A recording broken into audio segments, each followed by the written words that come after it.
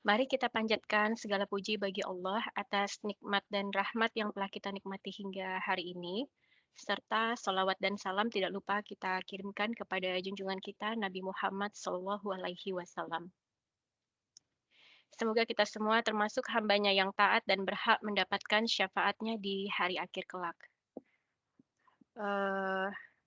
Ustazah, saya mohon izinnya untuk share sedikit tentang kegiatan kami. Jadi Oke. ini ya terlampir adalah hasil dari program 2 mingguan kita, yaitu program Jumat Berbagi. Alhamdulillah sejak awal bulan ini sedekah dari jamaah untuk program Jumat Berbagi semakin meningkat, sehingga panitia yang biasanya hanya menyalurkan bantuan ke 1 UMKM, sekarang bisa menyalurkan ke 2 UMKM sekaligus dengan tanpa mengurangi nominalnya. Jadi seperti yang terlihat di sini, pada tanggal 4 Juni kita menyalurkan 1 juta ke UMKM di Depok. Kemudian di tanggal 18 Juni, panitia bisa menyalurkan ke 2 UMKM, yaitu di area Kebun Jeruk dan area Kemanggisan. Masing-masing sebesar 1 juta. Apresiasi dari kami terhadap para jamaah yang telah meringankan tangannya untuk berbagi, semoga barokah dan menjadi pahala yang bermanfaat kelak bagi kita di akhirat. Amin ya rabbal alamin. Baik, demikian sedikit opening remarks dari saya. Nah, ini Ustazah untuk Q&A-nya mungkin bagaimana mekanismenya Ustazah? Karena ini antusiasme dari jamaah besar sekali ya terhadap materi fikih waris, sehingga pertanyaan yang terkumpul pun cukup banyak. Silakan Ustazah, apakah mungkin mau dibahas satu persatu dari awal? Atau mungkin Ustazah bisa memilih beberapa pertanyaan yang sekiranya representatif, selebihnya mungkin dijawab melalui voice note. Waktu dan tempat saya persilakan ya Ustazah.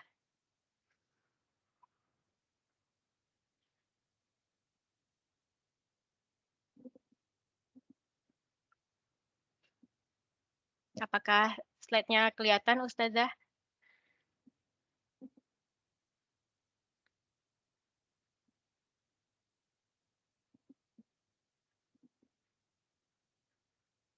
Ustazah masih mute. Oh, iya, flyernya masih Jumat Berbagi ya, belum Masih yang Jumat Berbagi ya? Oh iya ya, siap. Saya ganti dulu.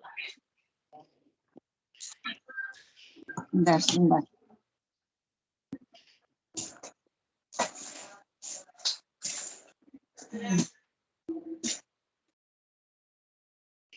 Apakah sudah terlihat Ustazah? Iya ya. Nah ya, gini aja lah. Saya nggak usah buka laptop ya. Ya boleh. Iya. Oke. Saya buka dulu ya. Bismillahirrahmanirrahim. Assalamualaikum warahmatullahi wabarakatuh. Waalaikumsalam warahmatullahi wabarakatuh. Alhamdulillahirrahmanirrahim. Wassalatu wassalamu ala nabiyina Muhammad wa ala alihi wa sahbihi ajma'in wa man tabi'ahum bi ihsan ila yaumiddin amma ba'du. Oke, kita mulai langsung ke pertanyaan 1, efisiensi waktu ya. Ada kasus seperti ini, pewaris memiliki 5 orang anak. Saat hendak melakukan waris, 2 anak menyatakan tidak ingin mendapatkan harta warisan. Apakah hal tersebut menolak harta warisan dibolehkan di dalam agama? Apakah jatah waris kedua orang yang menolak tersebut dibagikan ke 3 anak yang lain? Sebaiknya dibagi dulu sebagaimana seharusnya, karena pernah terjadi misalnya yang 2 bilang, saya nggak mau warisan, begitu dia dikasih tahu jatahnya apa dan berapa, akhirnya dia nggak jadi merelakan gitu ya. Jadi sebaiknya gini, bagiannya dibagi dulu aja ke 5 orang tersebut ya, yang anak laki-laki dapat 2 kali lipat dari anak perempuan. Begitu misalnya dia udah tahu bagiannya berapa atau bagiannya apa, ya bagiannya dia terserah dia mau berikan ke siapa. Apakah dia mau bagikan kembali ke 3 saudaranya, ataukah dia mau ngasih ke ibunya, ataukah dia mau ngasih ke tetangganya, apakah dia mau ngasih ke lembaga tertentu, itu terserah dia. Yang penting sisihkan dulu apa yang menjadi haknya dia gitu. Suatu saat dia ini akan menutup pintu perpecahan di kemudian hari. Jangan sampai suatu saat 2 orang ini akan menjadi masalah untuk ketiga saudaranya, mengungkit-ungkit masa lalu, mengungkit-ungkit bagiannya. Itu ya. Jadi sisihkan aja bagian dia. Kalau nggak mau, ya sudah, Tanyakan ke dia, mau kamu kasih ke kita lagi atau enggak nih, ya. Kalau Anda mau bagi ke kita, ya berarti hibah dari 2 orang itu untuk 3 orang yang lain dan bukan dibagi secara waris. Maksudnya apa? Misal yang nggak mau dapat warisan itu abang-abangnya nih 2 orang ya, 1 orang abang, 1 orang cewek. Misalnya setelah dibagi rata, yang perempuan dapat 2 miliar, yang perempuan dapat 1 miliar, yang laki-laki dapat 2 miliar. Ternyata 2 orang, 1 laki-laki dan 1 perempuan, ini nggak mau dapat bagiannya, misalnya ya, berarti kan total 3 miliar. Ya 3 miliar ini mau dibagi ke saudara-saudaranya, silahkan, mau dibagi rata, silahkan laki-laki dan perempuan, karena itu hibah dari 2 saudara ke ketiga saudaranya gitu ya, bukan bagi waris namanya, tapi hibah dan hadiah. Kalau yang dibagi waris adalah harta milik orang yang meninggal dunia, gitu ya. Baik, next. Ya, mungkin saya bacakan saja pertanyaannya ya Ustazah. Ya. Ya. Pertanyaan kedua, pada saat pewaris, baik ayah ataupun ibu wafat, apakah rumah yang masih ditinggali oleh ahli waris yang masih hidup harus dijual dan dibagikan segera ke ahli waris yang lain? Apakah boleh harta disebut dibagikan setelah ahli waris yang tinggal di rumah tersebut wafat? Iya, kalau yang wafat duluan ibunya, kalau yang wafat duluan anaknya gimana? Nah, kemarin kita sudah bahas bahwa salah satu penyimpangan waris itu adalah menunda-nunda pembagian warisan. Nunggu kapan emak gua meninggal gitu ya. Kayak diarep-arepin gitu emaknya meninggal. Enggak begitu, enggak. Jadi tetap dibagi waris. Dan teknis pembagian warisan itu tidak selalu menjual. Ya, jadi tidak harus selalu menjual, cukup diketahui saja kepemilikan sahamnya gitu. Misalnya ada seorang ayah meninggal dunia, dia meninggalkan istri dan anak-anaknya, ya berarti bagian ibunya itu kan 1/8, anak-anaknya 7/8 gitu aja. Jadi yang tadinya rumah ini adalah milik ayah, sekarang jadi milik ibu dan anak-anak, gitu ya. Atau sebaliknya, seorang ibu meninggal dunia, rumah itu ternyata rumahnya ibu bukan rumahnya ayah. Ya berarti rumah itu dibagi waris dong, karena pemiliknya yaitu ibu meninggal. Ahli warisnya adalah suami beliau dan anak-anak beliau. Berarti rumah itu kepemilikannya adalah 1/4 milik ayah mereka, gitu ya, atau suaminya almarhumah. Kemudian 3/4-nya milik anak-anak dengan komposisi anak laki-laki 2:1 dengan anak perempuan. Gitu aja, yang penting status kepemilikan aja. Nggak penting sih siapa yang make. Contoh misalnya suami saya itu dapat warisan rumah di Jogja sana. Kita nggak menempati gitu, tapi apakah rumah itu harus dijual gitu? Enggak gitu. Yang menempati saat ini sepupunya suami gitu. Ya milik suami, nggak penting siapa yang menempati. Mau ditempati oleh anak jalanan silahkan, mau ditempati pembantu silahkan, mau ditempatin oleh ibu dari anak-anak gitu ya silahkan, nggak ada masalah gitu. Yang penting apa? Yang penting kepemilikan atas rumah tersebut itu yang penting. Perpindahan kepemilikan dari pewaris ke ahli waris dengan proporsional persentase kepemilikan dari jatah warisannya. Baik. Boleh saya tanya Ustazah? Ya. Semisal nanti ahli waris misalnya sudah tahu sahamnya, tapi ternyata butuh uangnya sekarang, sementara rumah tidak bisa dijual, itu berarti bisa diganti cash dari masing-masing ahli Bisa, waris lainnya ya, bisa. Ustazah ya? Ya. Misalnya saya dan Mbak Febri nih kakak adik gitu ya, kita dapat warisan berupa rumah. Jadi berupa rumah misalnya orang tua ada meninggal, terus kita nih kakak adik nih. Berarti rumah itu kan milik kita berdua nih sekarang. Misalnya Mbak Febri, aduh lagi butuh duit nih gitu kan, tapi saya nggak mau jual rumah ini rumah kenang-kenangan. Solusinya kalau saya punya duit, saya beli aja sahamnya Mbak Febri. Gitu. Saham kamu di rumah ini kan 50% nih, harga rumah ini kurang lebih 10 miliar. Berarti jatah Anda 5 miliar, jatah saya 5 miliar. Saya bayarin aja tuh 5 miliar ke Mbak Febri dengan konsekuensi sahamnya Mbak Febri 50% di rumah ini menjadi milik saya. Udah saya beli dengan cash. Itu kan bisa. Walaupun nanti kenyataannya di masa depan dijual ternyata laku 20 miliar, dihitungnya tetap pas waktu harga dia minta Itu itu kan ya? harga masa depan. Itu kan harga masa depan. Transaksi jual belinya kapan? Kan jual belinya sekarang. Berarti harga tanah sekarang dong. Ya, ya. Iya, walaupun kayak Ya, misalnya saya beli emas dari Mbak Febri 5 gram sekarang 5 juta. Berarti emas itu 5 gram udah jadi milik saya. 20 ton yang akan datang mau saya jual dengan harga 200 juta itu urusan saya kan. Itu udah jadi milik saya. Berarti investasi saya dong, gitu. Ustazah, Iya. nanya Ya. dong. Ini kalau Silakan, Ustaz. seumpama ya. Ini masih buka tanya jawab nih, nggak ngabisin dulu pertanyaan yang ada. Ada 19 Mungkin pertanyaan belakangan lah. aja ya, Mbak. Ada Terkait 19 dengan hal pertanyaan ini. soalnya. Nggak, cepet aja. Ini kalau ayahnya, let's say ayahnya masih hidup, terus dia kawin lagi, terus tinggal di situ dengan istri barunya gitu. Tapi berarti anak-anaknya yang lama tetap punya haknya tetap sama dong ya. Gimana? Maksudnya kalau ayahnya masih hidup, terus ayahnya kawin lagi, terus tinggal di rumah itu juga gitu. Hak anak-anaknya tidak berubah dong ya? Enggak. Enggak ada perubahan. Oke. Oke, baik. Lanjut pertanyaan ketiga. Lanjutkan ya.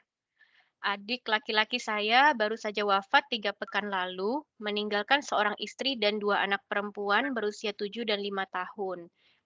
Adapun harta warisnya adalah rumah, mobil, motor, dan uang tabungan. Pertanyaannya, apakah istri adik saya harus segera membagikan warisan kepada anak-anaknya, padahal mereka masih tinggal di rumah tersebut dan masih membutuhkan biaya untuk hidup dan sekolah? Apa mau Coba diulang tadi masalahnya. masalahnya ini ya, yang ditinggalkan tuh istri dan 2 anak perempuan usianya masih kecil saja.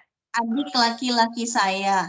Ya, Ntar adik jangan. laki-lakinya baru Laki meninggal. saya baru meninggal, wafat 3 pekan lalu. Ahli warisnya adalah istri, 2 anak perempuan. Oh, berarti cuman ada anak perempuan dan istri aja, nggak ada anak laki-laki ya? Iya, betul. Oke. Pertanyaan saya, almarhum itu masih punya ayah dan ibu serta saudara-saudari kandung atau tidak? Ini yang bertanya siapa? Yang bertanya Sebentar, pertanyaannya dulu ya. Apakah istrinya almarhum gitu ya? ya, Apakah istrinya almarhum harus segera membagikan warisan pada anak-anaknya padahal mereka masih tinggal di rumah tersebut dan masih membutuhkan biaya? Kalau dibagi waris, iya, artinya harus dibedakan mana harta si anak dan mana harta si ibu. Cuma nanti si ibu ini menjadi wali dari anak-anaknya. Jadi yang megang duit dan megang keuangan milik anak-anaknya itu adalah ibunya. Nggak mungkin anak-anak yang masih SD dipegangin duit warisan gitu. Nah, yang megang itu adalah ibunya. Jadi ibunya selaku wali ya, itu dana perwalian. Jadi si ibunya anak-anak itu bisa menggunakan harta warisan tersebut untuk apa? Untuk sekolahnya anak-anak, membesarkan mereka, apa segala macam. Karena ketika anak ini masih punya harta dan bisa hidup dengan harta yang dimilikinya, itu harta mereka ya. Itu silahkan gitu. Ibunya tidak wajib menafkahi anak-anak selama anak-anak masih punya uang untuk menghidupi diri mereka sendiri. Tapi uangnya dikelola oleh ibunya sebagai wali karena mereka adalah anak di bawah umur. Apakah ibunya boleh mengambil dari jatah warisan anak-anak misalnya untuk makan bersama segala macam? Boleh, karena dia sebagai pengelola, dia sebagai wali. Khudz bil ma'ruf, ya kan? Boleh mengambil harta anak yatim secukupnya sebagai wali dari anak yatim tersebut. In kana ghaniyan falyasta'fif wa in kana faqiran falyakul bil ma'ruf. Kan gitu ya. Syarat untuk menjadi walinya anak yatim. Kalau anak yatim ini punya harta, berarti anak-anaknya si ibu nih, anak-anaknya almarhum adiknya Mbak ya. Ini kan anak yatim nih, ada di bawah asuhan ibunya. Ibunya itu kalau misalnya si ibu ini punya pekerjaan sendiri, penghasilan yang banyak, nggak usah diotak-atik deh harta anaknya, gitu ya. Tapi kalau si ibu sendiri belum punya pekerjaan, boleh mengambil sebagian dari harta anaknya untuk makan bareng-bareng. Misalnya rumah itu jatuhnya buat anak-anak, ibunya tinggal di situ ya, bayar listrik, bayar air, pakai duit warisan untuk anak-anaknya, nggak ada masalah gitu. Tapi tetap bagi warisannya, artinya diketahui ini jatah anak-anak 7/8, jatah ibu cuman 1/8. Maka dari 7/8 harta tersebut, kalau ibu nanti ini menikah lagi, nggak boleh ngambil harta anak-anaknya buat bulan madu gitu ya, buat dikasih duitnya ke suami yang baru, itu nggak boleh, itu harta anaknya. Harta ibunya hanya 1/8, gitu kira-kira. Kemudian yang kedua, Kapan waktu melakukan pembagian harta waris tersebut? Ya sesegera mungkin agar dia bisa membedakan mana harta anaknya dan mana harta si ibu, agar si ibu ini tidak mengambil harta anaknya dengan cara yang zalim. Ya, jadi yang sewajarnya aja dipakai buat bayar tagihan ini dan tagihan itu, tagihan biaya kebutuhan sehari-hari silahkan. Tapi untuk kebutuhan pribadi seperti biaya untuk bulan madu dengan suami baru, biaya pengantenan, biaya nikah lagi dengan suami baru gitu, itu nggak boleh dipakai oleh si ibunya, gitu ya. Kemudian selain istri dan kedua anak perempuannya, siapa saja yang berhak mendapat harta warisan dari adik saya? Nah, almarhum ini tidak punya anak laki-laki. Artinya di pertemuan kita 2 minggu yang lalu, bahwa kalau tidak punya anak laki-laki, maka ahli waris eksternal bisa saja masuk. Kecuali kalau masih ada ahli waris internal, misalnya ayah. Kalau almarhum masih punya ayah, ya berarti sisanya buat ayah. Istrinya dapat 1/8, anaknya itu anak perempuannya itu dapat 2/3 ya. Anak perempuannya dapat 2/3, ibunya atau istri dari almarhum itu adalah 1/8, sisanya nanti buat ayah kalau masih ada ayah. Tapi kalau misalnya nggak ada ayah, maka jatuhnya sisanya itu ke siapa? Kan masih ada sisa ya, 1/8 sama 2/3 itu masih ada sisanya. Sisanya ke siapa? Sisanya ke saudara dan saudarinya almarhum. Jadi kalau saudara dan saudarinya almarhum adik Anda berarti kan ini yang nanya berarti ahli waris juga nih. Gitu ya. Kenapa? Karena dia adalah saudara atau saudari kandung dari almarhum. Dapat jatah sisa. Pembagian sisanya bagaimana? Ya tergantung. Ada saudara dan saudari atau hanya saudari saja. Kalau hanya saudari saja, sisanya buat saudari-saudari. Kalau ada saudara dan saudari, ya berarti sisanya ke saudara dan saudari dengan pembagian saudara laki-laki dapat 2 kali lipat dari saudari perempuan dari sisa yang ada. Gitu ya. Baik, kira-kira dapat pahami jawaban saya, Pak Febri? Kira-kira? Insya Allah paham, Ustazah. Baik. Kita lanjutkan ke pertanyaan berikutnya ya, Ustazah. Ya, silakan. Pertanyaan keempat, apakah harus ada hakim atau orang yang ditunjuk khusus untuk mengeksekusi pembagian waris? Ya. Dan Oke, saya jawab dulu. Tidak harus kalau memang ada di antara ahli waris yang tahu bagaimana cara membagi warisan. Ketika ibu kami meninggal dunia, ayah kami itu kan beberapa 2 tahun kemudian mau menikah lagi, gitu kan. Kemudian ayah mengumpulkan kami 6 bersaudara, saya pulang kampung, diminta oleh ayah saya untuk memimpin pembagian waris. Nggak harus ada hakim dan siapa, yang penting kita semua memutuskan. Jadi semua saudara, semua kakak-kakak saya dan ayah gitu ya, menunjuk saya untuk hadir di sana untuk ngasih tahu gimana pembagian warisan ibu nih, yang kayak gimana. Nggak harus ada hakim. Yang penting kalau di antara mereka ada yang bisa bagi waris, silakan, nggak ada masalah. Dan yang sering kali harus ke pengadilan segala macam itu kalau terjadi perselisihan, berantem. Misalnya mereka nggak sepakat, ini hartanya almarhum atau hartanya siapa, akhirnya rebutan gitu ya, saling mengakui dan mengklaim kepemilikan. Ini biasanya ke meja hijau. Atau misalnya nggak mau anak perempuan sama anak laki-laki maunya bagi sama rata, akhirnya ke pengadilan. Itu ada yang seperti itu. Tapi kalau semuanya sepakat, ini mau bagi waris dengan cara bagi waris faraid ya, cara bagi waris dengan hukum Islam, dan di antara mereka ada yang bisa, silakan saja. Atau mereka sepakat untuk menunjuk satu orang sebagai penengah, misalnya ustadz atau ustazah atau siapapun di antara mereka yang memahami hukum Islam dalam hal bagi waris ini, ya silakan saja. Gitu ya. Jadi fleksibel sebetulnya. Yang penting ada yang bisa untuk menjadi tempat penengah. Iya. Baik, Ustazah. Itu nanti pembagian-pembagian itu apa perlu ada kertas ditempeli materai gitu nggak, Ustazah?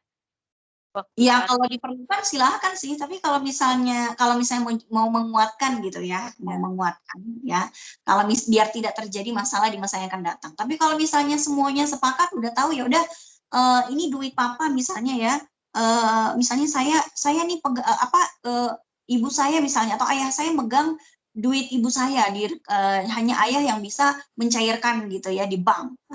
Ya berarti kan ayah saya tinggal nanti mentransfer aja ke kita anak-anaknya. Jatahnya Aini segini, jatahnya kakaknya Aini segini, tinggal ayah saya aja transfer sesuai dengan bagian warisan masing-masing, selesai. Pada dasarnya seperti itu aja, gitu ya. Tapi kalau misalnya khawatir suatu saat akan terjadi masalah, ya silahkan diatur hitam di atas putih. Baik. Yang kedua, seberapa segerakah harta waris tersebut harus dibagikan? Yang nggak harus segera mungkin ya, ntar aja kali kalau masa berkabungnya udah kelar ya. Nggak harus misalnya meninggal hari ini langsung suruh bagi besoknya. Ya ahli warisnya masih pada berkabung gitu loh ya, jangan banget. Ya kalau udah selesai masa berkabung misalnya berapa bulan kemudian silahkan. Jangan menunggu ada yang meninggal lagi dari ahli waris padahal dia belum dapat jatah warisnya. Kadang-kadang kan gitu.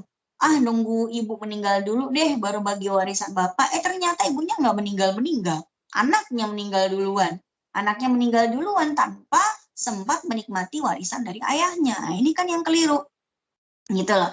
Maka ya sesegera mungkin jangan sampai menunggu ada yang meninggal atau menunggu ada generasi berikutnya. Seringkali warisan kakeknya belum dibagi ya, akhirnya generasi berikutnya cucu-cucu pada berantem nggak jelas.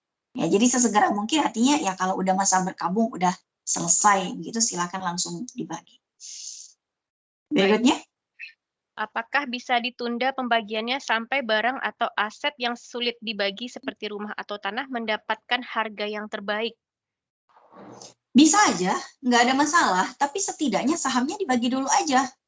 Nih, suami saya itu babanya meninggal dunia. Ya, kalau yang mamanya meninggal itu kan warisan mamanya di Jogja. Sekarang warisan babanya nih di Jakarta. Babanya suami saya itu meninggalkan harta berupa rumah di Pondok Aren. Ya, sampai sekarang tidak dijual. Tapi suami saya dan ketiga adiknya itu udah tahu saham masing-masing. Suami saya itu dia 4 bersaudara. 2 laki-laki dan 2 perempuan gitu ya, 4 bersaudara. Nah, rumah itu walaupun tidak dijual, tapi masing-masing mereka tahu sahamnya. Suami saya sahamnya di rumah itu sepertiga. Adik laki-lakinya sepertiga, 2 adik perempuannya masing-masing seperenam. Gitu. Jadi tahu. Jadi kalau misalnya rumah itu dikontrakin, misalnya setahun 10 juta, ya berarti suami saya dapat sepertiganya, adik laki-lakinya sepertiganya, adik perempuannya masing-masing seperenam dan seperenam.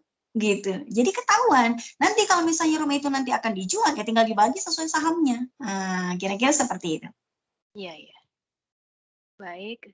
Pertanyaan kelima, bagaimana jika warisan tersebut masih dipegang oleh ibu karena ibu berpendapat akan membagikan harta waris tersebut setelah beliau wafat? Apakah beliau berdosa karena telah menahan hak anak-anaknya? Ya, ini yang sering terjadi. Sering banget terjadi. Khususnya di Indonesia. Makanya kemarin kita udah bahas ini ya. Seringkali salah satu penyimpangan waris adalah ketika pasangan yang masih hidup itu menahan untuk tidak membagi waris sampai dirinya tunggu dulu saya meninggal dulu baru mau bagi waris. Itu kadang-kadang begitu. Ya ini cara yang tidak tepat sebetulnya, tuh ya. Apakah beliau berdosa karena menahan anak-anaknya? Ya wallahu a'lam. Ya sebetulnya tindakan yang keliru karena mungkin anak-anaknya ada yang butuh naik S2, ada yang mau nikah, ada yang mau usaha gitu ya. Tertahan haknya untuk mendapatkan harta warisan dari bapaknya karena ditahan oleh ibunya. Ya tentu sesuatu yang salah gitu ya. Nah, gimana biar ibu nggak berdosa? Ya udah mungkin kita ya udahlah kita ikhlasin aja lah semua warisan bapak buat ibu misalnya, ya silakan. Tapi setidaknya anak-anak harus tahu, harus dikasih tahu warisan bapak kalian ini. Nah, gitu ya harusnya dikasih tahu. Ya kalau berdosa atau tidak bukan hak kita untuk menghakimi ya. Tapi kalau salah ya memang salah gitu. Maaf Ustazah, semisal anaknya terus meminta sehingga hati ibunya sakit, itu si anak sebenarnya jatuhnya dosa nggak ya Ustazah? Iya, meminta itu kan ada caranya. Kalau meminta dengan cara yang halus, meminta dengan cara yang baik, ya enggak salah gitu. Terus ibunya playing victim pada akhirnya, sakit hati saya. Ya dia sakit hati karena dia menzalimi anaknya. Ya dua-duanya salah. Anaknya menyakiti ibunya, ibunya menyakiti anaknya gitu kan. Ya dua-duanya pada akhirnya jadi salah. Maka biar benar gimana? Ya anaknya ngomongnya baik-baik. Diajak ibunya untuk ngobrol dari hati ke hati, ngomong ya yang tahu bagaimana cara ngomong dengan ibunya dengan baik ya tentu anaknya, karena anaknya lah yang paling mengenal ibunya gitu. Pelan-pelan ngomong, namanya juga orang tua. Kita nanti kalau udah jadi ibu-ibu, nenek-nenek, pasti kita juga nggak mau dikasarin sama anak dong. Jadi ya anaknya pelan-pelan aja, sabar gitu ya, ngasih pengertian ke ibu itu sabar aja gitu. Tapi ya kalau ibunya sakit hati gimana? Ya memang ibunya juga yang punya kekeliruan, habis gimana lagi? Pokoknya komunikasi yang baik deh kuncinya. Iya. Wah, ini pertanyaan ke-6 nomor 1 sepertinya mirip dengan pertanyaan nomor 5, Ustazah. Mungkin kita lanjut ke yang kedua ya. Dibacakan aja. Dibacakan aja ya. Apa yang harus dilakukan oleh ahli waris bila setelah wafatnya ayah sebagai pewaris, ibu sebagai salah satu ahli waris masih belum mau membagikan warisan? Ketika ditanyakan selalu berakhir dengan pertengkaran. Ya emang itu masalahnya dan kita nggak bisa menjadi penengah yang bisa mencari solusi adalah keluarga tersebut untuk membuka hati masing-masing. Kita sebagai outsider hanya bisa ngasih tahu harusnya seperti ini, harusnya seperti ini. Tapi bagaimana eksekusinya itu tentu masing-masing yang lebih tahu caranya. Baik. Yang kedua, apa yang harus dilakukan oleh ahli waris perempuan ketika ia mendapatkan jumlah yang lebih besar dari ketentuan faraid?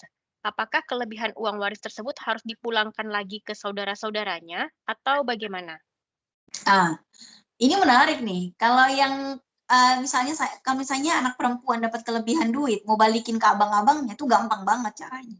Ya, gampang banget. Tinggal bilang, Bang, ini setelah saya belajar waris, ternyata bagian saya ini harusnya nggak segini, saya kebanyakan.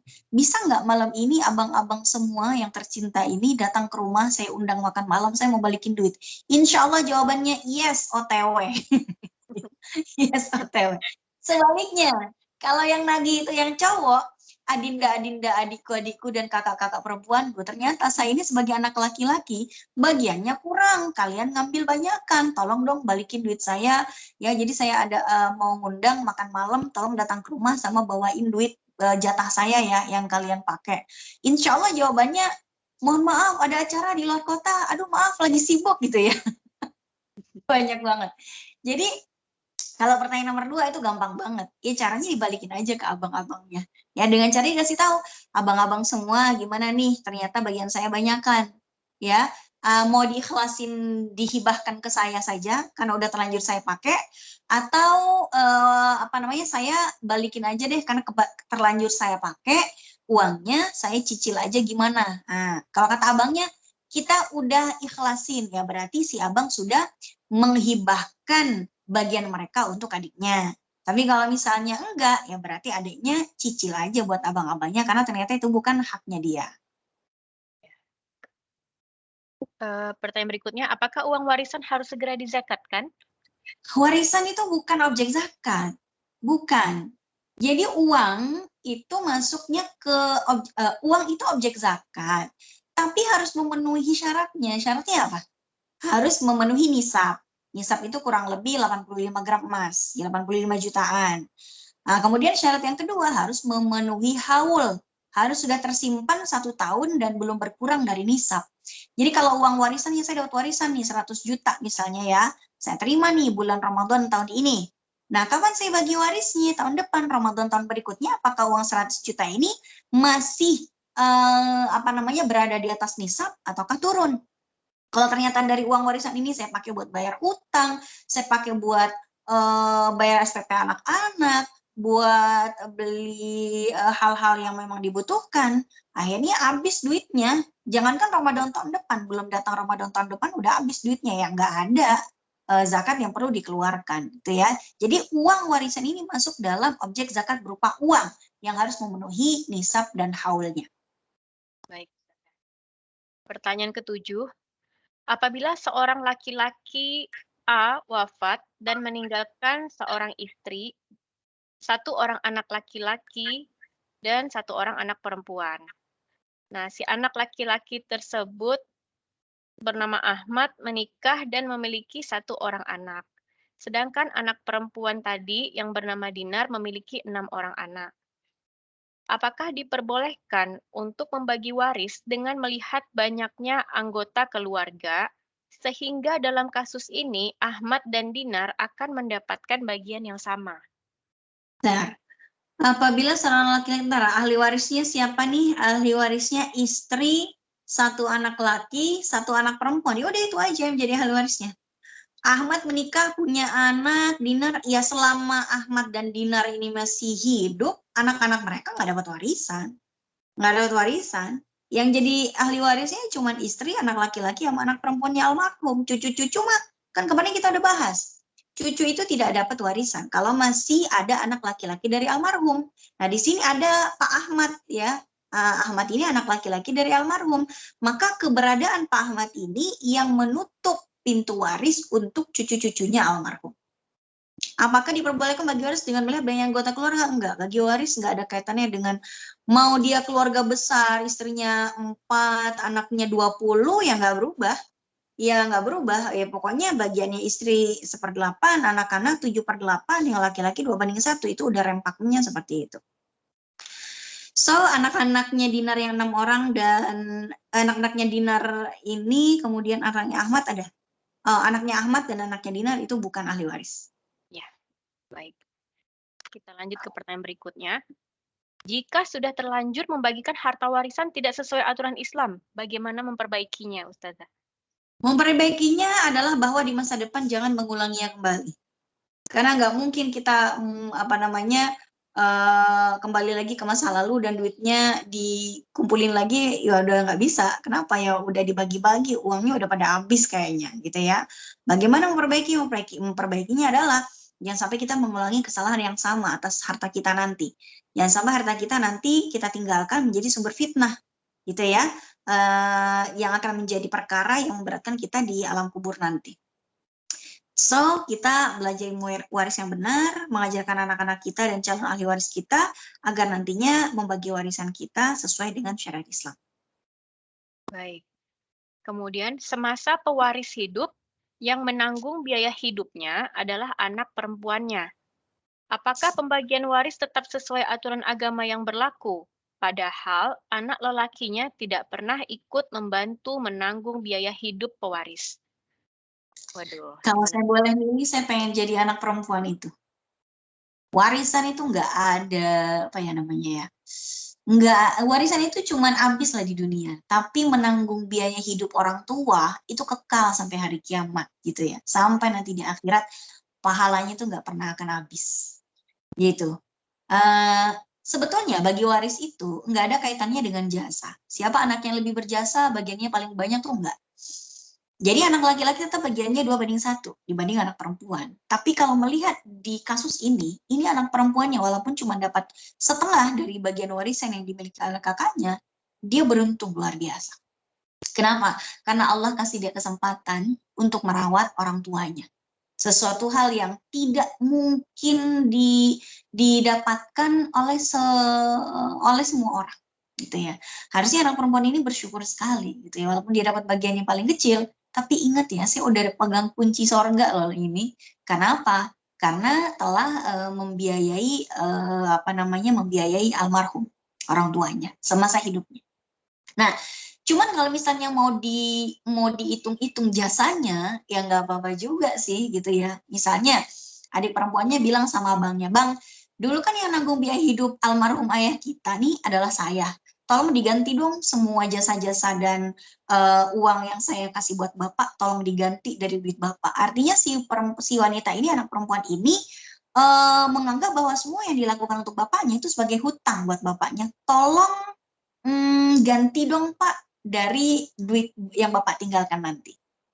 Jadi itu bukan dianggap menanggung biaya ya, tapi Pak ini dulu Bapak berobat habis segini, nanti kalau Bapak meninggal saya akan ambil dari duit Bapak gitu ya, sebagai sebelum bagi warisan. Ya nggak apa-apa kalau mau, tapi rugi kalau dalam pandangan saya.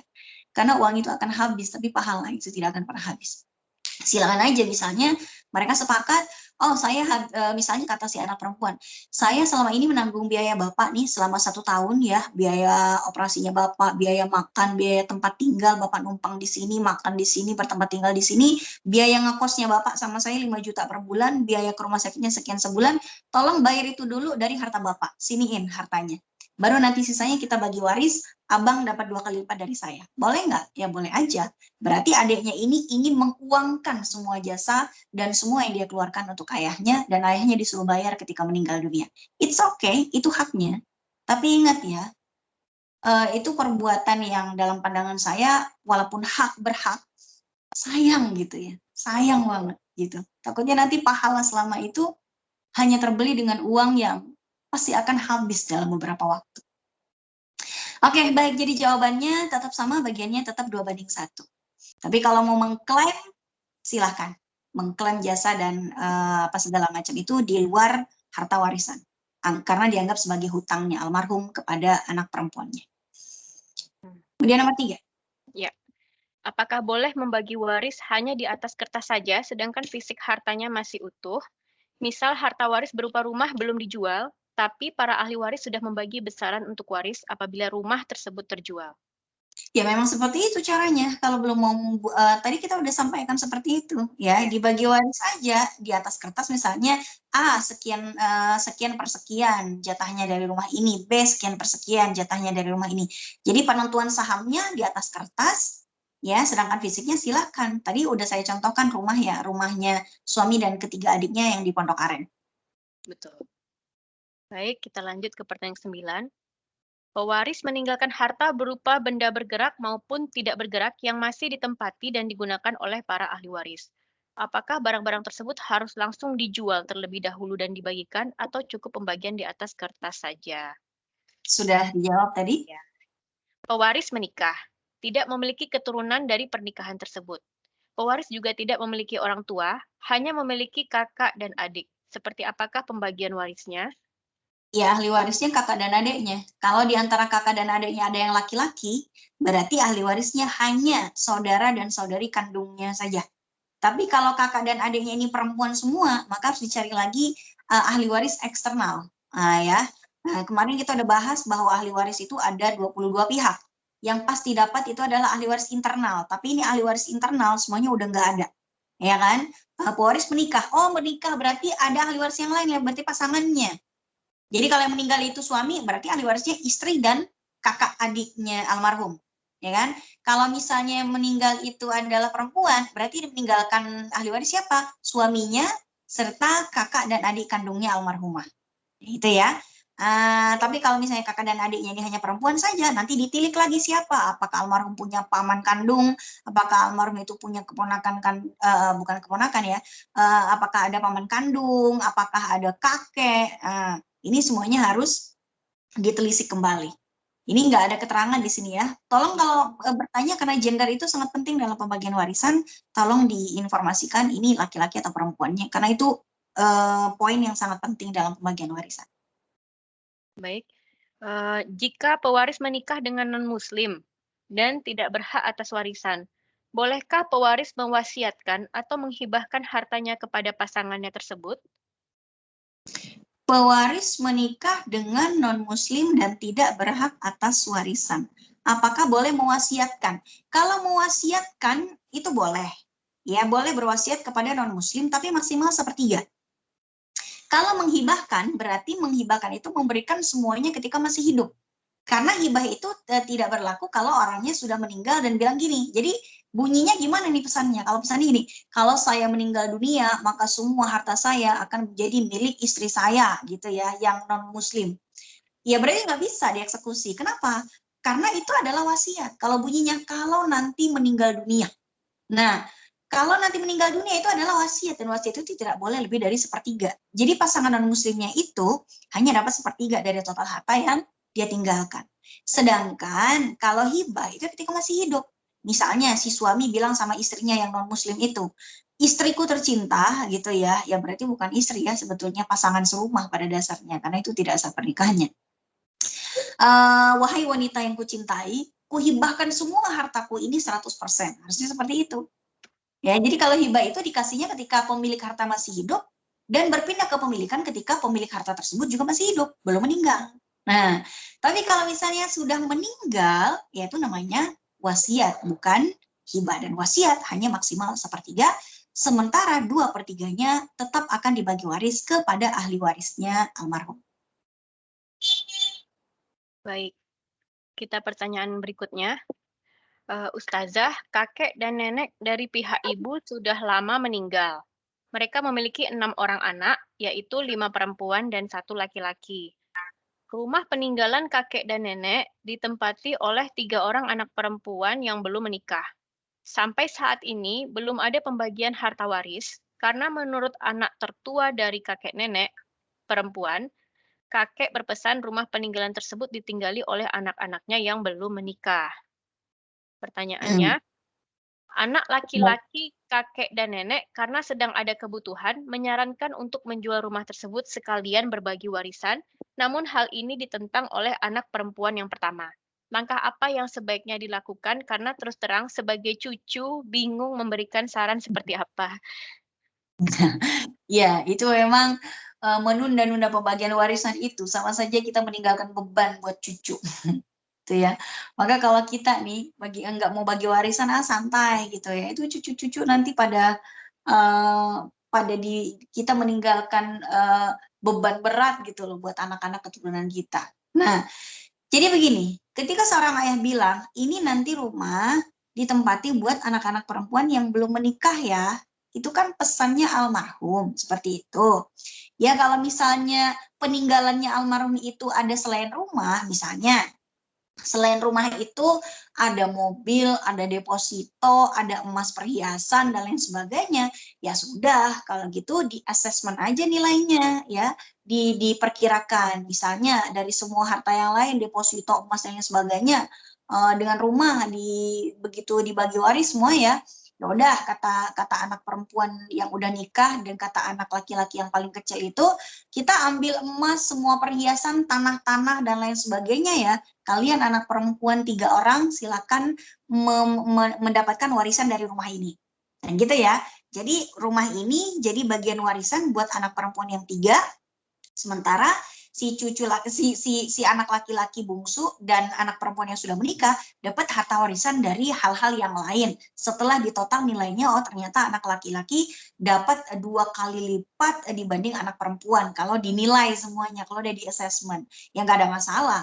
Yang jadi masalah adalah kalau peninggalannya cuma satu-satunya rumah itu doang. Dan ayahnya berpesan, ini nanti jangan dibagi waris, ini buat anak perempuan saja. Nah, pesan seperti ini nggak bisa dieksekusi. Kenapa? Karena tidak sesuai dengan aturan dalam syariat. Gitu. Ketika orang meninggal dunia, hartanya itu sudah milik Allah pada dasarnya, dan Allah lah yang berhak untuk membagi itu milik siapa. Dan Allah sudah berpesan di dalam surat An-Nisa 11, 12, 13. Gitu ya. Jadi kalau almarhum dan almarhumah itu hanya meninggalkan harta warisan berupa rumah itu doang satu-satunya, ya berarti rumah itu nggak bisa dikatakan hanya milik anak perempuan yang 3 orang. Ya, tapi ke-6 anak tersebut gitu semuanya berhak untuk mendapatkan warisan dari rumah tersebut, dan anak laki-laki sahamnya 2 kali lipat daripada anak perempuan. Gitu ya kira-kira. Baik, Ustazah. Ini pertanyaan ke-11. Bagaimana pembagian waris apabila hanya memiliki anak angkat supaya tidak ada keributan dengan saudara kandung pewaris? Iya, harusnya kalau punya anak angkat, sayang banget sama punya anak angkat, harusnya bikin wasiat dong. Ya, harusnya bikin wasiat. Nah, kalau anak angkat tuh nggak dapat warisan karena memang bukan ahli waris. Jadi kalau misalnya ahli warisnya ya berarti saudara kandungnya kandungnya almarhum dong yang menjadi ahli waris. Anak angkatnya nggak dapat warisan gitu. Makanya harus ada wasiat. Nah, dan wasiat itu maksimal 1/3. Jadi kalau misalnya pewaris itu pernah punya klausul tertentu gitu ya di pengacaranya, bahwa anak angkatnya itu berhak mendapatkan warisan dari dirinya, ya berarti dia dapat wasiat. Tapi tidak boleh dia ngambil lebih dari 1/3 dari total hartanya almarhum. Karena 2/3-nya menjadi haknya ahli waris yang sebenarnya, yaitu saudara-saudari kandungnya almarhum dan pasangannya kalau ada. Baik. Pertanyaan berikutnya, apakah anak keturunan dari ahli waris mendapatkan jumlah yang sama dengan ahli waris jika ahli waris tersebut sudah wafat pada saat warisan tersebut dibagikan? Saya nggak paham pertanyaannya. Saya juga coba. Apakah anak keturunan dari ahli waris? Kenapa anak keturunan dari ahli waris? Kita kan lagi bahas waris sama ahli waris. Anak keturunannya ahli waris yang nggak dapat warisan. Yang dapat warisan ya ahli warisnya, gitu ya. mendapatkan jumlah yang sama dengan ahli waris jika ahli waris tersebut sudah wafat. Oh, mungkin gini Oh maksudnya. iya. Seorang kakek meninggal dunia, dia punya 2 anak laki-laki. Ya, A dan B. Ternyata si A ini sudah meninggal sebelum pewaris gitu ya. Ada Pak Bejo. Pak Bejo punya anak A dan B. Nah, si A ini udah meninggal duluan dari Pak Bejo, tapi si A punya anak laki-laki namanya C. Oke, ketika Pak Bejo meninggal dunia, berarti ahli warisnya anak dan cucu. Anak kandung laki-laki yang bernama B dan cucu laki-laki bernama C. Maka bagian warisannya apakah B dan C itu sama? Oh, enggak sama. Anak almarhum itu tentu yang mendapatkan warisan. Ahli waris aslinya itu B doang, C malah nggak dapat. Kenapa? Karena kan udah kita sampaikan, generasi cucu itu tertutup, terhijab, terhalang dapat warisan kalau ada ahli waris di generasi kedua, yaitu anak kandung laki-laki yang masih hidup ketika pewaris meninggal dunia. Kalaupun misalnya mau diminta ke pengadilan, biasanya bukan di pengadilan, kalaupun misalnya si cucu ini mau dapat warisan, harusnya Pak Bejo itu ngasih wasiat. Ngasih wasiat nanti kalau saya meninggal cucu saya dapat warisan gitu ya. Bukan dapat warisan. Kalau nanti saya meninggal dunia maka cucu saya akan mendapatkan harta saya misalnya. Itu hanya sepertiga saja. Jadi hanya sepertiga maksimalnya. Sedangkan sisanya dikasihkan ke ahli waris. Jadi nggak sama bagian anak laki-laki dengan cucu laki-laki itu nggak sama. Bahkan bisa saja cucu laki-lakinya nggak dapat warisan karena terhalang dan terhijab dengan anak laki-lakinya almarhum. Iya. Baik, pertanyaan berikutnya. Jika pewaris mempunyai harta waris berupa rumah, apakah rumah tersebut harus dijual atau dapat ditempati oleh salah satu ahli waris karena belum memiliki rumah sendiri? Apakah selama dia tinggal di rumah itu harus memberi sejumlah uang kepada ahli waris lainnya? Kita sudah bahas bahwa rumah tersebut harus rumah tersebut harus jelas siapa pemiliknya. Ya, kalau misalnya pemiliknya adalah para ahli waris, ya berarti ya para ahli waris pemiliknya. Soal siapa yang nempatin terserah, silakan disepakati siapa akan menempati. Ya, misalnya saya berenam punya warisan rumah gitu ya, terus yang menempati adik saya paling bungsu karena dia belum nikah, gitu. Ya sudah, kan dia juga ahli waris di situ. Mau menempati, mau ngerawat, silakan, gak ada masalah. Tapi kalau abang-abangnya pada mau minta gitu ya, ini kan ahli warisan bareng-bareng gitu ya, ada saham kami di rumah itu. Kalau kamu yang nempatin rumah ini, bayar dong ke kita-kita. Ya berarti istilahnya salah satu ahli waris menyewa rumah tersebut dan membayar kepada para pemilik saham. Ya terserah sih. Kalau harus sih, nggak harus. Ya, malah syukur ada yang nempatin, ada yang ngerawat. Sudahlah ditempatin dan dirawat, masih dipalakin juga sama abang-abangnya ya. Keterlaluan juga dalam pandangan saya ya. Tapi ya tiap orang kan cara berpikirnya beda-beda. Kalau misalnya para pemilik saham, para ahli waris merasa ini rumah mau kita sewain. Terus kata ahli waris salah satu ahli waris, saya jadi yang nempatin, saya bayar deh ke kalian uang sewanya. Kayak misalnya suami saya nih, kan 4 orang punya rumah di Pondok Aren nih, gitu ya, lagi disewain. Misalnya suami saya mau nempatin, saya deh yang mau mendapatkan rumah ini, kita sepakati biaya sewanya berapa? Oh, biaya sewanya adalah 30 juta setahun misalnya. Ya berarti yang sepertiganya, kan suami saya itu jatahnya sepertiga dari rumah tersebut sebagai ahli waris. Ya berarti sepertiganya adalah jatah suami saya. Suami saya misalnya tuh 30 juta. Nah, kan saya sebagai pemilik saham nih, sepertiga, siniin 10 jutanya, 20 jutanya buat kalian. Gitu, nggak ada masalah kan? Pemilik saham menyewa properti yang dia juga punya saham di dalamnya, nggak ada masalah. Tapi daripada ribet, ikhlasin aja lah. Udah ada yang ngurusin, syukur-syukur ada yang nempatin. Kalau nggak ditempatin, rusak itu rumah.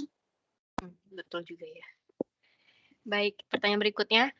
Ketika rumah tersebut ditulis dijual, maka terkena zakat. Apakah zakat dibayarkan oleh ahli waris yang tinggal di rumah tersebut atau bagaimana? Enggak, kata siapa rumah dijual, rumah tersebut ditulis dijual maka terkena zakat? Enggak ada rumah ditulis dijual, kejual aja belum tiba-tiba langsung kena zakat, gimana? Enggak ada. Siapa yang apakah zakat dibayarkan oleh ahli waris? Enggak. Jadi yang kena zakat itu adalah properti yang memang mendapatkan penghasilan dan penghasilannya itu sampai pada derajat nisab. Nah kemudian nisabnya itu sudah mengalami haul baru dibayar zakat. Nah ini rumah laku aja kagak disuruh bayar zakatnya, enggak. Bukan objek zakat rumah yang masih berstatus dijual. Nanti kalau udah laku, duitnya ada, mencapai nisab, dan sudah melampaui 1 tahun atau haul, baru kena zakat. Ya, baik. Apakah zakat tersebut dikeluarkan setelah rumah tersebut laku atau bagaimana? Ya, udah tadi berarti ya Ustazah ya. Ya. Lanjut ke pertanyaan 14. Tony dan Iis adalah kakak beradik. Tony menikah dengan Tari dan tidak memiliki keturunan. Iis menikah dan memiliki seorang anak perempuan bernama Sofia. Tony tanpa sepengetahuan istrinya memberikan rumah kepada Iis. Sebelum Tony wafat, Iis berbicara dengan Tony dan istrinya mengenai rumah tersebut. Tercapai kesepakatan bahwa rumah tersebut akan diberikan kepada anak perempuan Iis yang bernama Sofia. Dengan perkataan, rumah ini kami tinggal di sini. Jika suatu hari Sofia ada rezeki, maka Sofia akan membayar rumah ini. Namun jika Tari wafat, rumah ini belum lunas, maka harga rumah tersebut akan disedekahkan atas nama Tony dan Tari. Bentar dulu, saya butuh waktu untuk mencerna.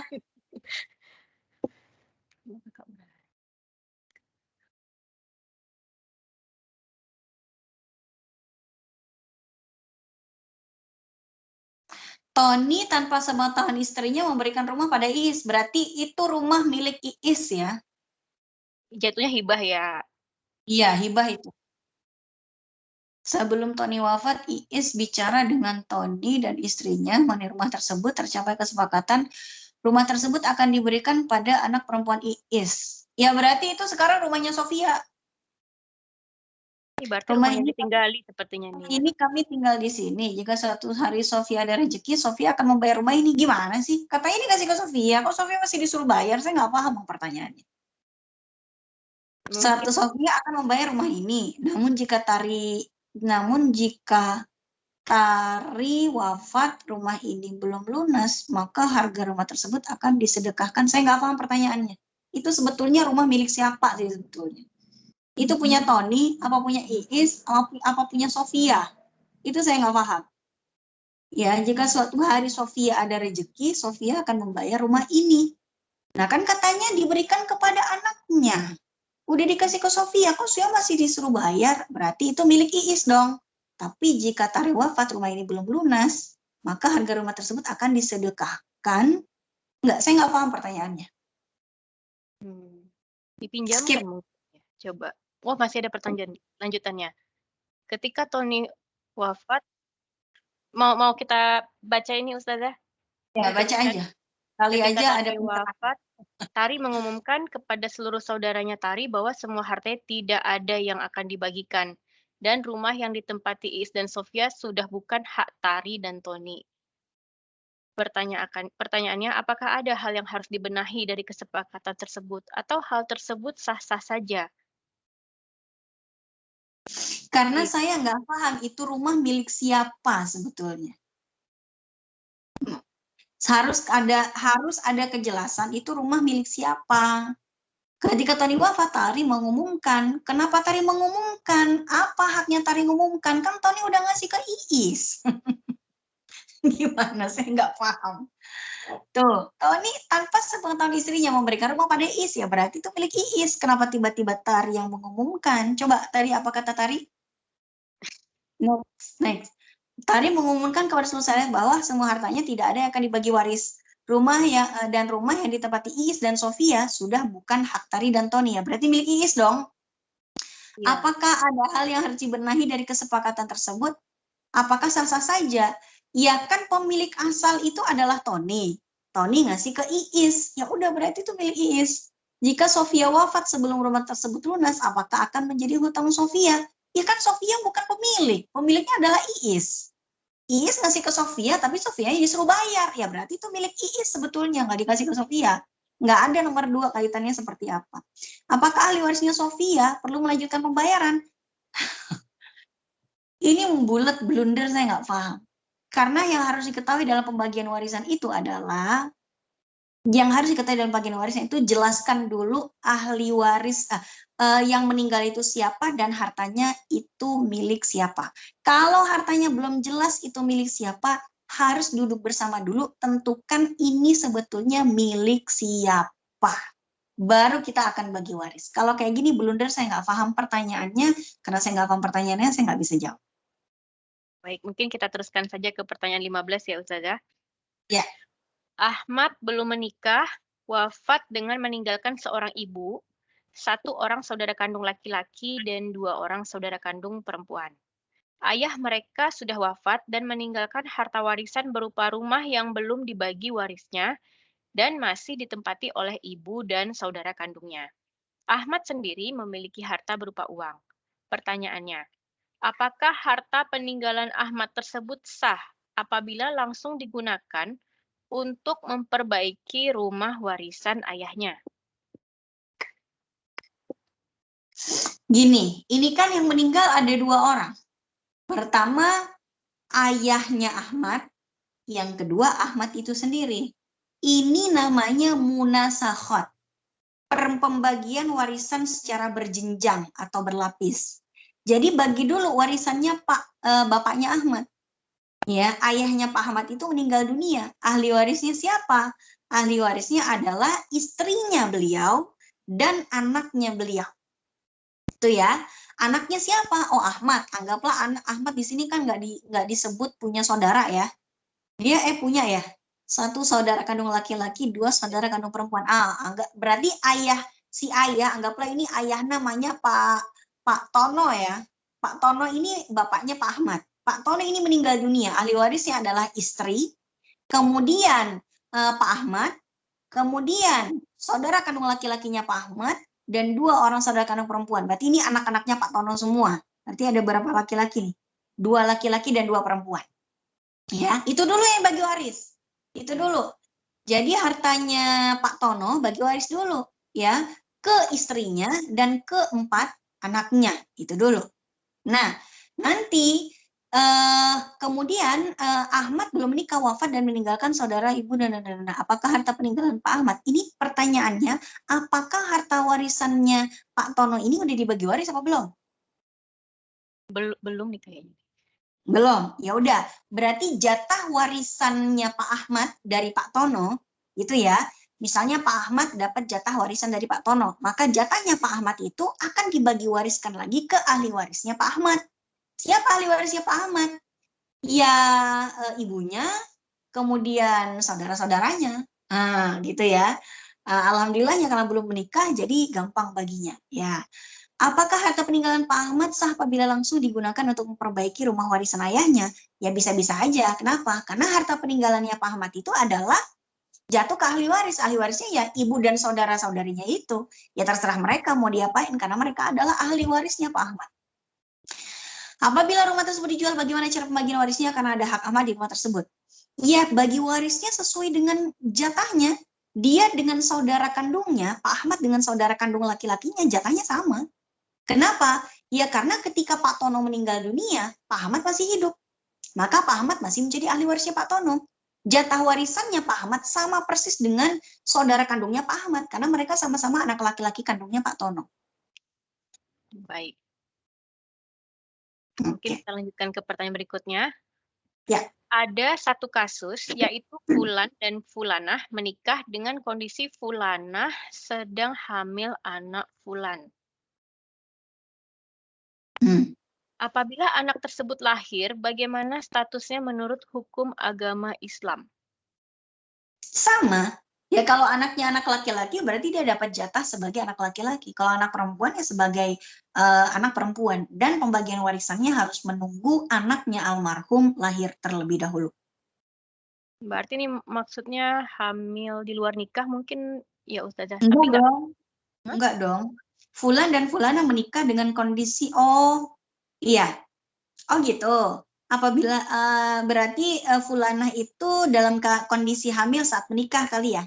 Iya, betul. Berarti anak di luar nikah ya? Sepertinya begitu Ustazah. Oh, jadi maksudnya anak hasil zina itu dapat warisan atau tidak, tergantung perbedaan pendapat yang ada. Sebagian ulama mengatakan nasabnya tidak tersambung pada fulan, sehingga kalau fulan meninggal dunia, anak tersebut tidak dapat warisan karena nasabnya tidak tersambung. Namun pendapat ulama yang kedua, ini pendapat dari madhab Syafi'i yang diadaptasi oleh kompilasi hukum Islam.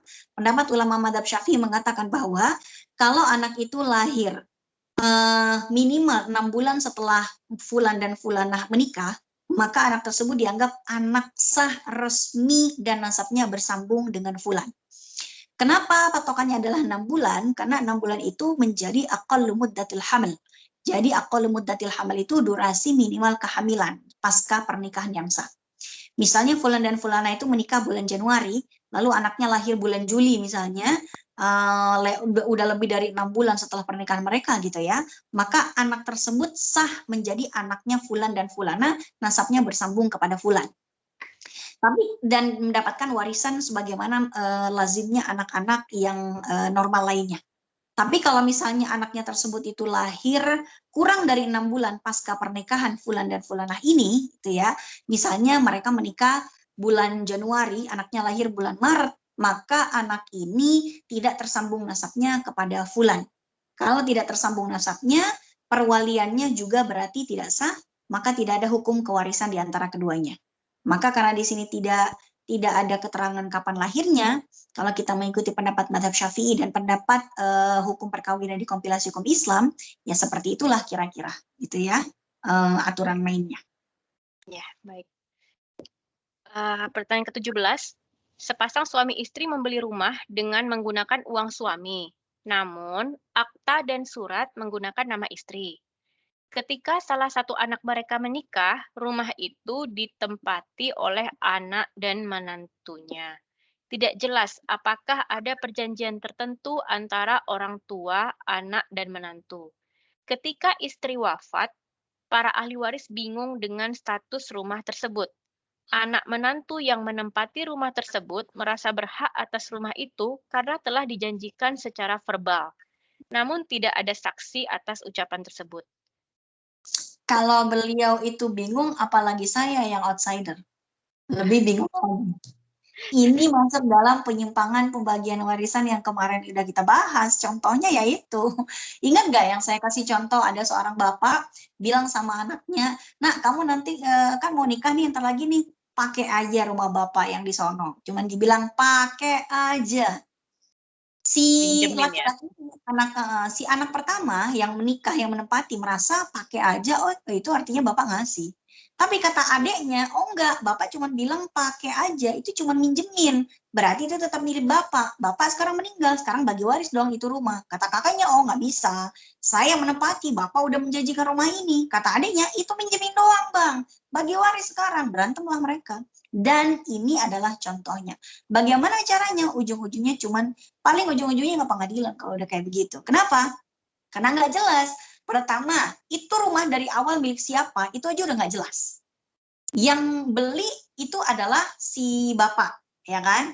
Tapi di atas namakan istrinya, mereka aja nggak sepakat. Ini sebetulnya istrinya dikasih rumah itu, atau cuma dipinjam namanya doang sama suaminya, itu aja udah nggak jelas. Terus ditempati oleh anak mantunya. Anak mantunya juga nggak jelas. Dia merasa memiliki, tapi saudara ahli waris yang lain merasa ya itu bukan dikasih gitu ya. Maka yang bisa menjawab adalah mereka sendiri. Sebagai outsider kita nggak tahu milik siapa sebetulnya rumah tersebut. Karena pemilik aslinya almarhum dan almarhumah pada dasarnya udah meninggal. Nggak mungkin kita wawancarai. Tapi bagi yang mengalami itu, dia bertanya, Ustazah, sikap apa yang sebaiknya diambil oleh para ahli waris jika terjadi kasus seperti itu? Bermusyawarah, ngomongin baik-baik gitu. Jika misalnya anak mantunya bilang, ini rumah sudah dijanjikan, tanya, gimana lafadznya? Apakah pakai aja atau ini saya hadiahkan untuk kalian, saya hibahkan untuk kalian, atau cuma ya pakai-pakai aja dulu, atau seperti itu. Gitu dulu yang harus ditanya. Gitu, dan yang bisa menjawab adalah yang anak mantunya itu. Kan dia ngaku ini udah dijanjikan. Dijanjiin versi dia itu seperti apa lafadznya, ada nggak buktinya, ada nggak saksinya. Kalau nggak ada saksi dan bukti, wajar ahli waris ingin mengklaim bahwa itu adalah warisan mereka. orang nggak ada hitam di atas putih, nggak ada apa-apapun gitu ya, wajar ahli waris untuk mengklaim bahwa itu tetap milik almarhumah dan harus dibagi waris kepada ahli waris yang lain.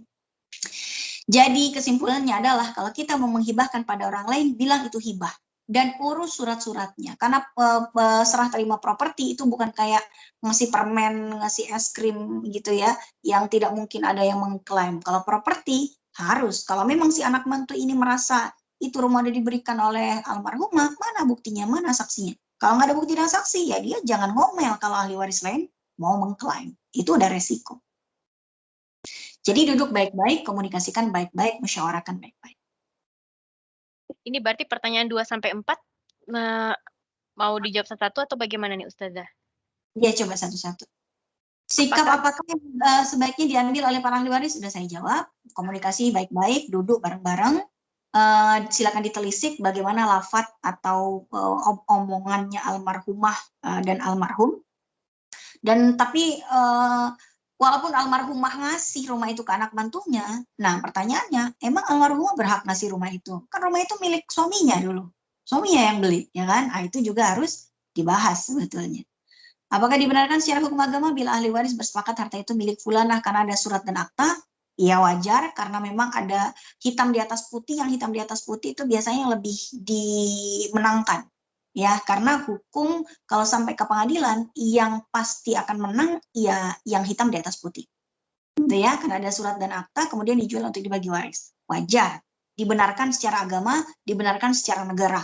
Karena apa? Karena yang menang apapun adalah hitam di atas putih. Bukan verbal yang tanpa saksi. Kecuali kalau ada verbal, ada saksinya juga, ada buktinya juga, itu yang paling kuat. Tapi kalau mana yang paling kuat? Verbal sama hitam di atas putih. Tentu hitam di atas putih memang. Atau rumah tersebut dianggap bukan milik fulanah lalu dijual dan dibagi rata. Kalau misalnya mau dianggap itu adalah milik bapak, ya bisa juga karena bapak yang beli dulu. Cuman masalahnya bapak, salahnya bapak. Kenapa pakai nama ibu? Gitu loh. Ya, anak yang mendiami rumah tersebut menjadikan rumah tersebut sebagai sumber penghasilan. Apakah sumber penghasilan perlu dibagi ke ahli waris yang lain? Ya tergantung kesepakatannya gimana.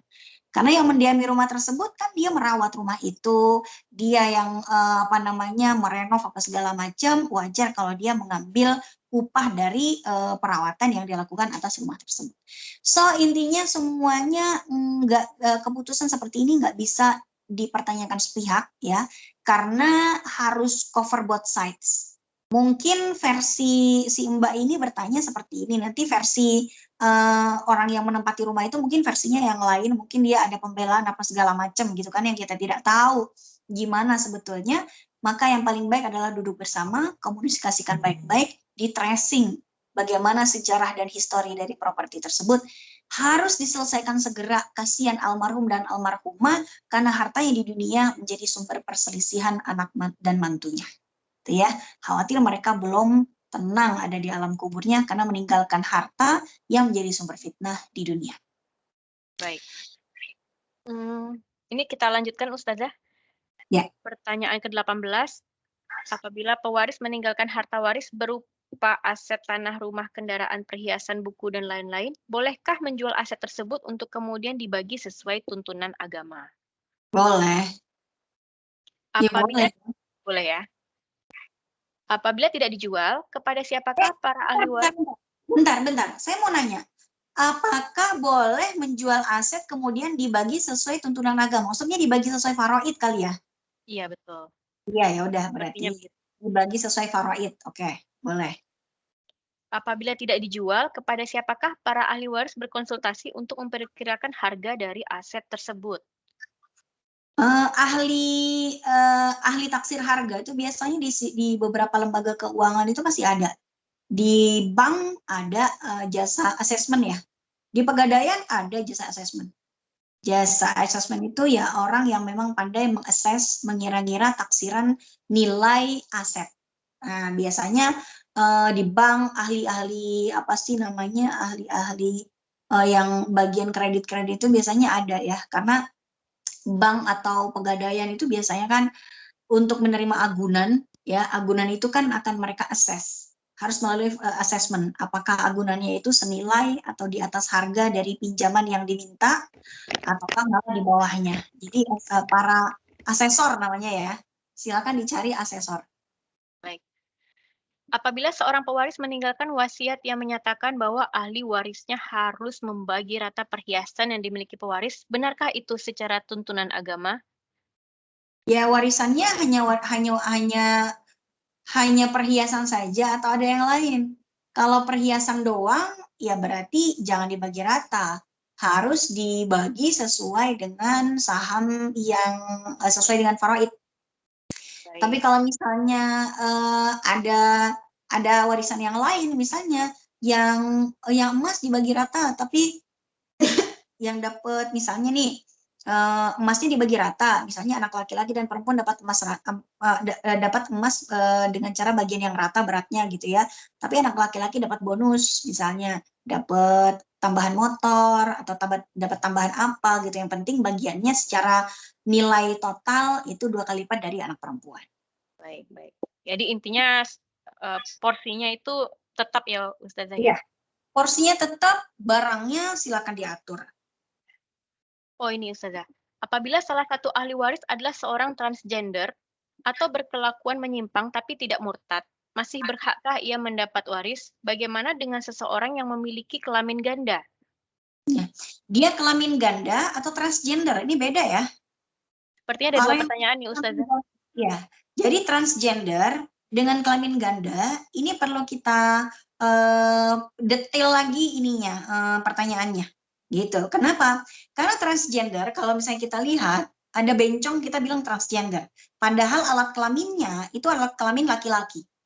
Kalau alat kelaminnya laki-laki, mau dia kemayu dan rada-rada kecewek-cewekan, ya itu tetap distatuskan laki-laki.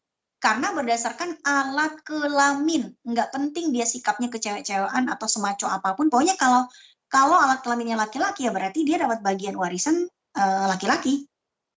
Kalau misalnya dia alat kelaminnya perempuan, ya kemudian bagi waris ya berarti jatahnya sebagai perempuan. Nggak penting apakah dia semaco apapun gitu, lihat kelaminnya perempuan atau enggak. Tapi kalau misalnya dari lahir itu perempuan, lalu dia rubah menjadi cowok, atau sebaliknya lahirnya cowok jadi perempuan, yang dihukum itu adalah ketika lahir, dia itu cewek apa cowok. Itu yang paling penting ya. Nah kalau misalnya kelamin ganda, nah ini namanya khunsa. Ya, namanya khunsa. Khunsa itu adalah ini anomali ya, kasusnya sangat jarang. Anak bayi yang lahir dengan 2 kelamin yang berbeda.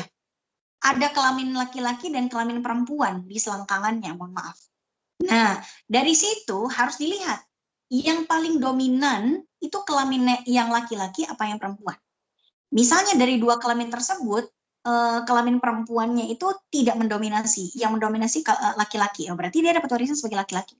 Kalau yang mendominasi itu lebih besar, misalnya lebih komplit kelamin perempuannya, dia punya rahim, dia punya sel telur, dia apa segala macam, sedangkan kelamin yang laki-lakinya tidak berfungsi, walaupun ada sih batangnya, tapi nggak berfungsi.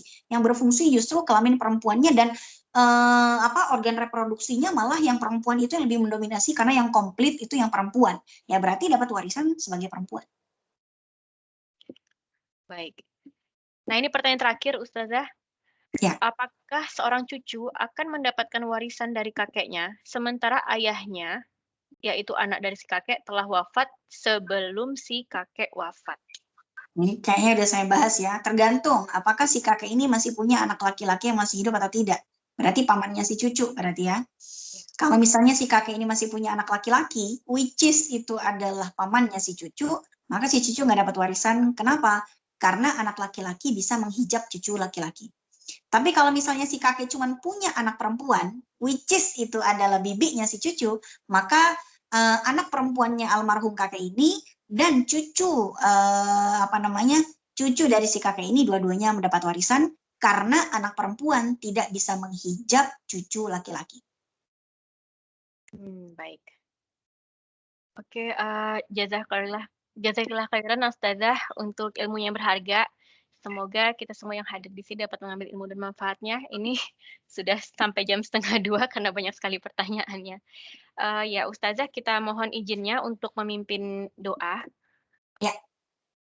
Alhamdulillah. Alhamdulillah Tutup boleh nggak Ustazah nanya satu? Ini yang nomor 19, ini kan berarti bapaknya cucu itu berarti cucu itu kan bapaknya berarti kan anaknya kakek ini dong, yang laki-laki, cuman dia udah meninggal duluan gitu, Iya, sebelum kakeknya. Berarti seharusnya, warisan untuk bapaknya itu turun ke anaknya dong, which is sebagai cucunya kakek ini dong, Ustazah, bener nggak? enggak, enggak.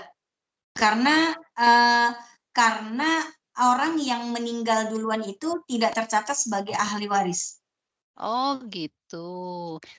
Maksudnya kalau, bapaknya itu masih hidup, anaknya yang laki-laki sudah meninggal duluan, tapi dia punya cucu, berarti anaknya yang udah meninggal itu nggak dapat waris setelah bapaknya meninggal dong ya?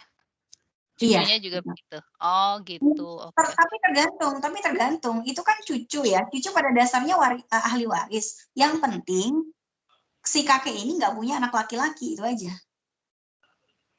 Oh, Kalau si oke. kakek nggak punya anak laki-laki ya cucunya dapat. Dia sebagai ahli waris yang sah. Yang jadi masalah kalau si kakek ini punya anak laki-laki, itu aja masalahnya. Oh, anak laki-lakinya seumpama ada 5 gitu, yang Iya, satu meninggal duluan. Ya, sebelum bapaknya meninggal. Oh, ya. berarti yang itu nggak berhak waris ya? Iya, iya betul. Oke, Tapi kalau kita oke. lihat di kompilasi hukum Islam yang ada di pengadilan agama itu, dia memadukan 3 hukum. Hukum agama, hukum adat, sama hukum barat. Sehingga cucu si laki-laki ini naik pangkat sebagaimana posisi bapaknya. Dan ini sampai sekarang yang menjadi kontroversi di antara para ulama kita. Ada yang menentang itu, ada yang tetap ya oke lah gitu ya. Yang menentang itu karena memang pada dasarnya tidak dapat warisan gitu ya, karena ayahnya meninggal duluan berarti bukan ahli waris.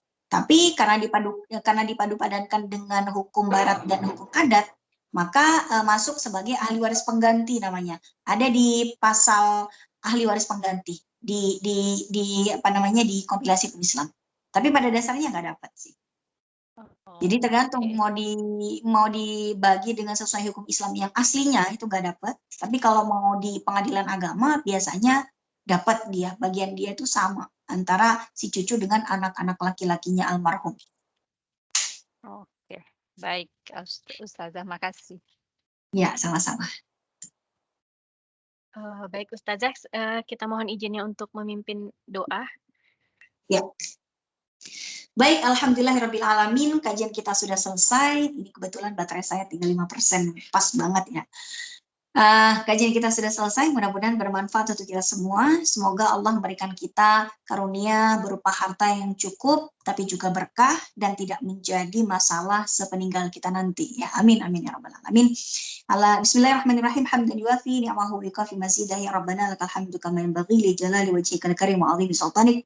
Rabbana taqabbal minna salatana wa siyamana wa ruku'ana wa sujudana wa takhasyu'ana wa tadarru'ana wa tamim taqsirana ya Allah ya arhamar rahimin.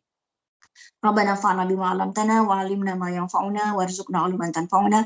Rabbana yassir wa la tu'assir. Rabbana tammim bil khair. Rabbana atina fid dunya hasanah wa fil akhirati hasanah wa qina adzabannar. Subhana rabbika rabbil izzati amma yasifun wa salamun alal mursalin walhamdulillahi rabbil alamin.